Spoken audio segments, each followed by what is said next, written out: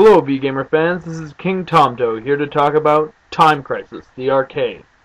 If you've ever stepped into an arcade, you probably know what Time Crisis is. If you don't, you use the wrong foot to step in.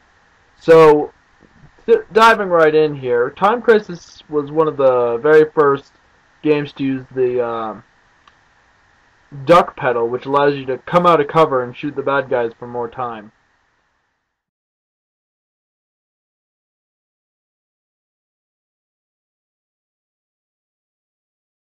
More making it not so much a rail shooter, but it's kind of pulling that element out of there. We're getting there. It's a very popular thing, hiding behind cover in current games, like Gears of War and pretty much any other first-person shooter has developed this concept.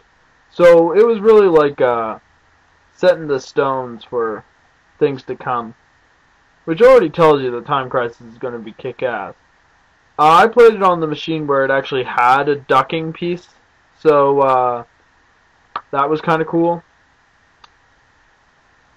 It put me more in the game and gave me a feeling that things were a lot more in-depth. The light gun itself worked really well. It was spot on. It hit everywhere on the screen. It was really quick. It was really fast. Didn't really lag at all, except there was one corner of the screen right at the bottom, right at the left, where I couldn't hit a guy if he popped out of there. I just couldn't hit him unless I was at a certain angle. It had something to do with the sensors. Maybe it was just the machine I was on. I don't know.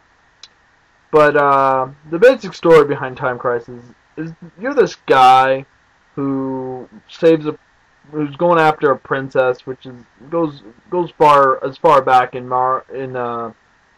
goes as far back as Mario in video game history storyline. But you're saving it from this guy who once ruled the land. So really, the story's really like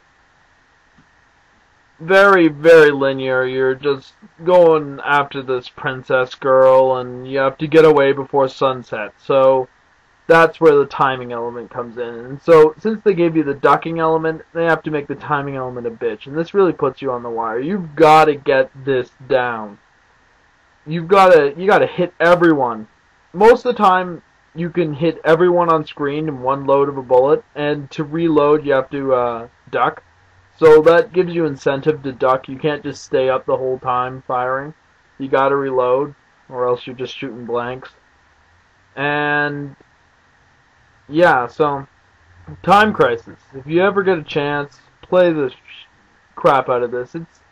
It's one of the best games, arcade style in my opinion, and it's not that hard to beat. If you can get it in an hour. If you can find a Time Crisis machine, any of the Time Crisis games on arcade are good. I don't have anything to say about the ports to other systems because I haven't played them, but I don't know. So, all in all, I give Time Crisis an 8.5.